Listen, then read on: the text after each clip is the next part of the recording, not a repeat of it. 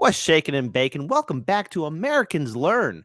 And boy, oh boy, the fall of Wake Island. That was so sad to watch. But don't worry, us Marines will be back. But until then, I want to bring in my outstanding co-host. Give it up for Daniel. Daniel is here in the house. And Daniel, we are definitely continuing on with our adventure with the outstanding series by Kings and Generals, the Pacific War, week by week. And today, we are going to be covering the Battle of Kampar, Pacific War, #6, animated history documentary. So I'm really excited to watch this video. And I don't know, is there anything you want to add in before we hit that play button? No, I think let's just get started. All right. Well, then, without further ado, since I'm in charge of the ones and twos, let's get ready to play this video and enjoy it. And by the way, folks, please support the original content creators, Kings and Generals. They're doing phenomenal work.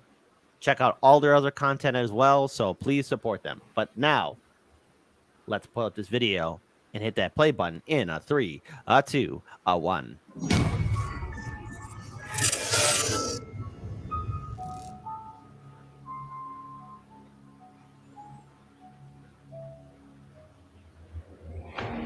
In the previous week, we covered the fall of two of the first places the Japanese had attacked, Hong Kong and Wake Island. And we also watched General MacArthur's forces start their catastrophic withdrawal into Bataan, where Don't worry, MacArthur. Us Marines will help you take it back. they would resist until reinforcements could arrive to save them. In Malaya, the British defenders were also in a difficult position, nearly thrown off the centre of the peninsula. Today, we're going to continue our coverage over the events unfolding in the Malay Peninsula and in the Philippines. But first, we're going to take a quick detour to China, where major combat resumed for the first time since the attack on Pearl Harbor. 2021 wasn't an easy year for all of us. All right, and we will fast forward through that. I think we all know about 2020 and 2021, so there you go. We'll just go past that. Nice. The outbreak of the Pacific War did not alter the main objective of the Japanese operations against China, which was the overthrow of Chiang Kai-shek's regime and the establishment of a puppet Chinese government. Most of the Japanese forces had been allocated to China since 1938, but the opening of a new front to the south. As you have stated before in previous videos, Japan was bogged down in China. One would have to wonder their current situation or what our combat operations would be against the Empire of Japan were Japan not invading China. I mean, that would be a very frightening and terrifying situation. Yeah. It's so crazy because we've talked a lot about like the way that everyone wanted to persecute the war on the Axis side basically guaranteed that they were going to lose the war going forward. So it's like, you know, if they had just taken Korea and Manchuria, maybe a little more, or taken more in the negotiated half of it away to keep Manchuria and China, they would have probably then tried to go after the Soviet Union to some degree. Because where else would they be going with an army? Because they have their navies in the Pacific and their armies doing this. So that would have been different. But again, like we've said, just because they could have done something that's more tactically advantageous for them doesn't mean that they would. Yeah, I agree. And you know, it's just very interesting. It's always those what ifs, but a properly done what if. I'm like we all know what my pet peeves are for the what if genres of alternate history, so I don't need to repeat myself on that. Meant that some divisions would have to be transferred to partake in the offensives launched in the Pacific, although the Japanese position in the region would remain strong enough to continue the occupation of most of the strategic locations that had been conquered. Tokyo also hoped that the capture of Hong Kong, Burma, and any other means for the Allies to supply China would eventually force Chiang Kai-shek to surrender. But in the first weeks of the war, in accordance with orders from the Allies, Chinese forces resumed vigorous guerrilla warfare against the invaders, although the Japanese would quickly take the upper hand and beat them off. The failures of the National Revolutionary Army during these first few weeks of the war left Chiang Kai-shek unwilling to start any new major operations during the start of the year 1942. And that's what cost him not only the support of the people, but the rise of Mao. Because Mao wasn't going to give up. Yeah, and Japan's also has a slight contributing factor as well. Yeah. The Japanese, focused on their southern expansion through the Pacific, were also cautious about embarking on offensives against the fierce and numerous Chinese defenders. And yet there would be one exception. Back on December 13th, Lieutenant General Anami Korichika of the 11th Army had ordered his forces to prepare for a sortie south of the Yangtze River. After moving his forces south of Yoyang, the 6th and 40th Divisions began their advance at dusk, driving the Chinese defenders towards Quanwangqiao and then expelling them from the town. The following day, Anami sent the 3rd Division to travel along the Guangzhou-Hankou Railway, then crossing the Kushui near Kuyi, and easily routing the 99th Army. General Shi Yue of the 9th War Area quickly reacted by moving 2 armies to the left bank of the Kushui, but by December 29th, all Japanese divisions had crossed the river and had started offensives against the Chinese defenders. At this point, Anami recognized that the Changsha area was inadequately defended, so he decided to commit to a full-on attack to capture the city. The next day, the Japanese divisions broke through the enemy lines one by one, routing the 37th Army and then continuing their drive towards Changsha. While the 3rd and 6th Divisions were ordered to directly continue against their objective, Anami ordered the 40th to take the town of Mafengcui to the southeast before capturing Qinqing, another important city. By December 31st, the 6th had taken the town of Langlishi, and the 3rd was already on. I just find it so interesting. And again, we're still in 1941, and this is December 31st, before any type of major offensive is being taken against the Empire of Japan. It's right now for those watching, again, the Empire of Japan is steamrolling with a lot of victories under its belt until the American war machine starts pumping out more planes, tanks, and ships than there are people to man them. You know what it's like? It's like someone is robbing your house, but they have no real weapons to fight you with. Yeah. And they're sitting in your couch, and they're like, wow, that was a real easy takeover of that house. And then you appear at the front door. Yeah, with a shotgun and a couple of your friends. Yeah. And they're ready to do open a can of good old gotta be careful with terms of services on YouTube. Can't be swearing. So we're here to get our learn on. We're not here to swear. Let's say that they're defended by Home Alone contraptions. And this time, folks. This time there ain't no goofy like, oh, I'm gonna walk into a wall. No, it's like, okay, time to regulate.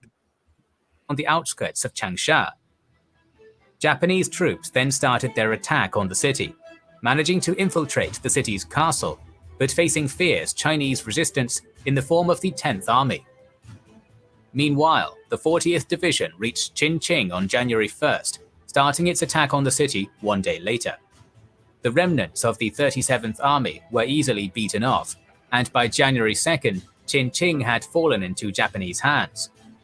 At the same time, the 6th Division joined the 3rd in its assault against Changsha, slowly but surely overcoming the Chinese defenders. By January 4th, the city had fallen to the Japanese, and the main objective of Anami's operation had been achieved.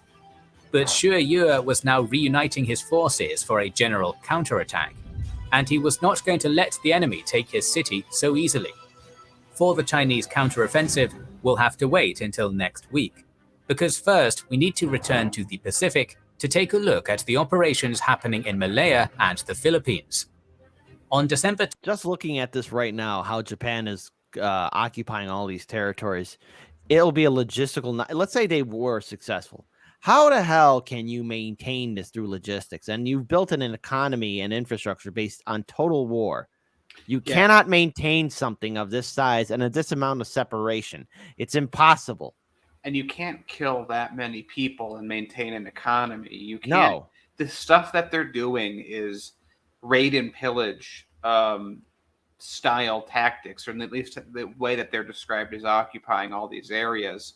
And to your point, it's like, sure, you can even have a small army and go through an area, but to actually like take an area and hold it and then administer it when the people in the area aren't the happiest that you're in charge, I mean, America couldn't get Iraq under control in the same exact way.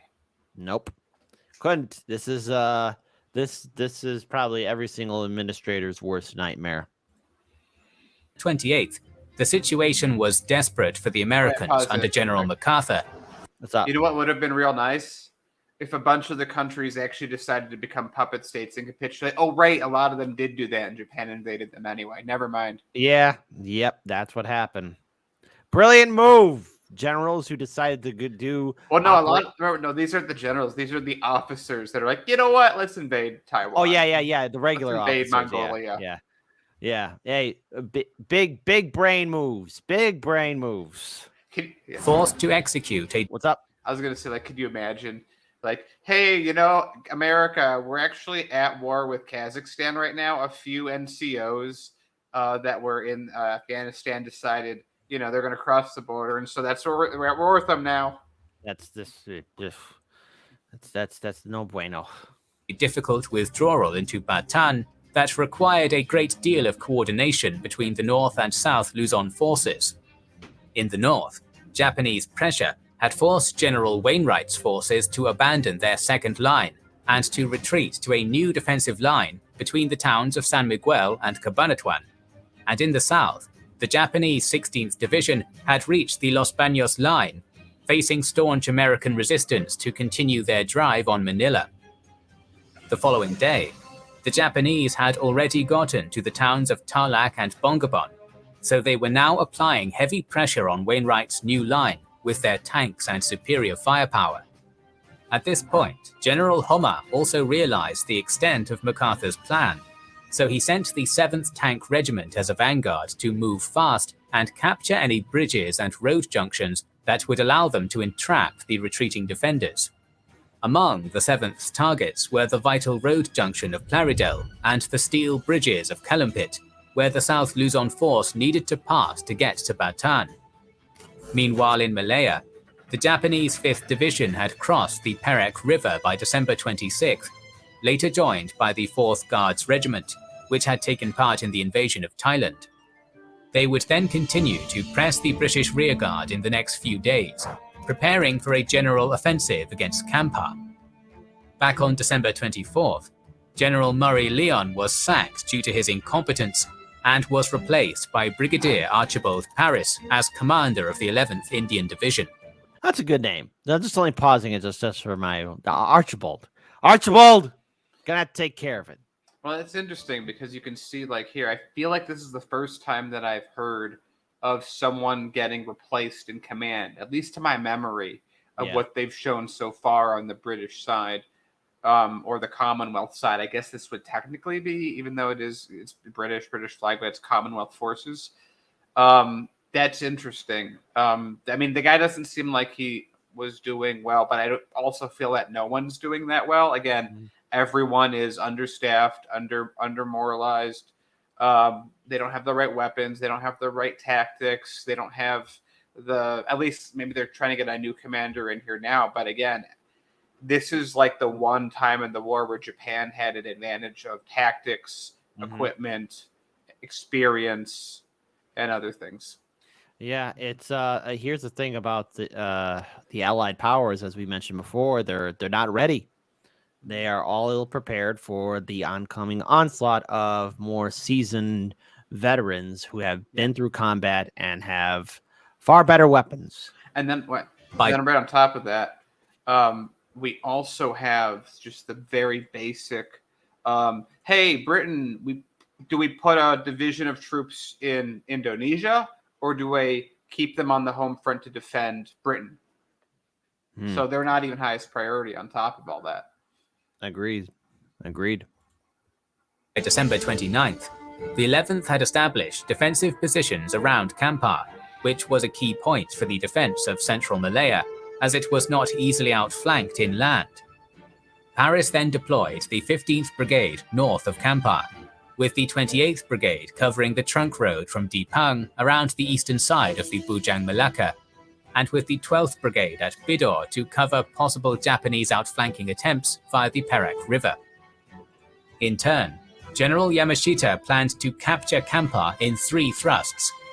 A first direct attack on Kampar by the 41st Regiment, a second encircling movement to the west by the 42nd Regiment, aimed against the 11th Indian Division's left flank, and a third outflanking landing at the mouth of the Burnham River by the 11th Regiment that would cut the British line of communications.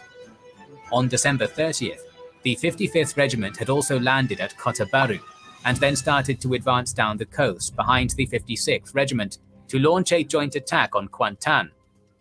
In the first 2 days of the Kampar operation, the Japanese troops would move slowly to their designated objectives, trying to strike at the British defenders with a surprise attack powerful enough to knock them out of the battle. Furthermore, the 42nd got itself stalled by swamps and spent 3 days in a difficult march that prevented them from participating in the offensive. At the same time this was happening, Homa's forces finally managed to break through Wainwright's third line when they took the town of San Miguel. The American defenders would then be forced to retreat to their last line, ranging from Fort Stotzenburg to the Sybil Springs. Concurrently, the 7th Tank Regiment was also traveling towards Gapan, a short distance away from the last American line. By December 31st, the 7th had broken through this last line, getting itself in the vicinity of Baluag, a town that stood on the way to Plaridel. Homa's other forces were also rapidly pushing the American defenders to the town of San Fernando, where Wainwright knew that he needed to make a final stand. Back in Malaya, following a heavy artillery barrage, the 41st Regiment started its attack down the trunk road. British resistance was fierce, yet they barely managed to repel the enemy assault, although artillery of the 15th Brigade did inflict many losses on the Japanese regiment. At this point, a small convoy of boats of the 11th Regiment had also already passed off Pankor Island, arriving at the mouth of the Burnham River. Yep. This just reminded me of something with that little snippet. That was in every war up to World War II, the number one inflictor of casualties was sickness and illness. Mm. And in World War II, it was artillery. Artillery, long distance, it'll get you. And my goodness, I mean, that's the stuff that is, you don't want to mess with heavy artillery. It will ruin your day. It will be like steel rain. There you go. During the evening of January 1st. They would then land at Utan Melitang, driving off a small British patrol there and securing possession of this vital crossroad. This was very bad for the Malayan defenders, posing a huge threat to their line of communications. In response, Paris moved 1 battalion of the 28th Brigade to the Slim River, where he began to build a secondary defensive line. Yet this left Percival concerned for the safety of Kuantan Airfield, which he needed to hold at least until January 10th to be able to receive reinforcements, as the fall of the airfield would give Japanese fighters the chance to jeopardize their arrival. Right. In defense of Kuantan was the 22nd Brigade, and Percival urged them to at least hold the airfield until January 6th, something that seemed nearly impossible. Oh no. At the same time, the 7th Tank Regiment finally took the town of Baluag, and then advanced to engage M3 Stuart light tanks at Plaridel. In this tank battle, the M3s, supported by artillery of the 71st Division, managed to push the Hagos back. Concurrently, the South Luzon force of General Jones had reached the Calumpit steel bridges. While his troops crossed it, Jones also sent 2 tank platoons to engage the Japanese tanks at Baluag, and thus create enough time for the Americans to pull out. The American armor would engage the 7th in the afternoon, disrupting the Japanese force and successfully delaying their advance. By the end of the day, the last of the South Luzon force moved past Calumpit, blowing up the twin bridges behind them so the 16th Division couldn't follow them. The next day, units of the 16th occupied Manila, with Homa moving his headquarters to the Philippines capital. Oh my goodness, man. They had to time this perfectly. They must have been crapping out bricks, man. It looks like, I mean, as far as the other stuff, this seems like one of the more organized retreats that we've seen so far. Yeah, it's not going to be pretty. Jeez. Units of the 16th were also already crossing the Pampanga River at Calumpit, while the 48th Division was concentrating around San Fernando, where the 11th and 21st Divisions made a last stand in front of the entrance to Bataan. Homma launched costly attack after attack against the battered divisions, but the Filipino forces would hold their ground until January 4th, then starting to withdraw towards Layak, where they formed a new defensive line. January 2nd would also see the end of the Battle of Kampar, although it wouldn't have the same outcome as the successful American withdrawal. At daybreak, the 41st again started an attack against the 15th Brigade, suffering heavy losses while overrunning a British platoon. Yet the British defenders organised a strong counterattack that at first was met by heavy machine gun fire, but eventually managed to drive the Japanese off. Despite the heroic resistance of the 15th Brigade, to the west, the 4th Guards Regiment landed at Telacansan and engaged the battered 12th Brigade by mid-afternoon. Heavy fighting ensued, but the Japanese threat of encirclement was enough for Paris to order a withdrawal to the Slim River. Oh yeah, pause it real At quick. Kuantan, the two So it's like that. It's like when you're, working with a coworker at your work, and you're doing a good job, and then they completely screw everything up and destroy the timeline of the project. Oh, yeah. I know something a little bit about that. Seen that firsthand. I think we've both seen it firsthand, Daniel, in regards to timelines not working right. You are supposed to follow orders. That's right. And it just reminds me, it's like it's like they finally got to a point where they actually were counterattacking and holding them back. Yeah. But it didn't matter because another side of their army got flanked. Yeah, and again, look, here's the thing. It's easy for us to be armchair generals and be like, well, it's their fault. Because, again, what was their situation? I mean, were they – because, okay, so I'm just going to give something basic here, just a basic rundown. To my fellow Marines, if you want to correct me if there's any details I missed, please type in the comment section below. Plus, we would like your feedback. Since you're watching our video, please give us your feedback, your thoughts on this video as well. But when we ever did like fire runs, when we ever did like live fire exercises, doing like a rush towards an enemy position in like a trained area for a live fire, there was always what we say is, hey, are you good like physically, like green, which is like, are you good with ammunition? Are you good with your body? With you not injured? And then I think it also had to deal with gear that you had on yourself too. And if you were in the reds for all three, obviously, you don't want to be in the red for all three. You want to be red for ammunition because you want to disperse all your ammunition in the live fire. But what was the situation for these troops in the ground? I mean, how many men were wounded? What were their ration supplies and gear supply like? How many rounds of ammunition did they have? Because they might not have been able to do anything at all. Period. Yeah, they could have been running out of ammunition, running out of food. They could have been sick. They could have been hitting a critical amount of casualties. And plus, I don't mean to cut you off, but plus, I'm all for a glorious last stand, but doing a full-on bayonet charge against machine guns and tanks, it's just it's not a good idea. Especially with so few troops. Yeah. Like so Russia's like, we got that. Yeah. No, you kidding me? The Russian in Soviet Russia, you charge a tank and you win. Japanese regiments had also crossed the river and were now heading towards the airfield. The 22nd Brigade was preparing for a difficult confrontation, but when the news of Paris's retreat reached them, the entire 11th Indian Division of General Barstow was forced to withdraw through the Kuala Lipis Durantut Raub area. Oh no. The 22nd immediately proceeded to demolish all buildings and installations in Kuantan before starting their retreat. Brilliant. But at night, their rearguard would be caught in the midst of a Japanese attack.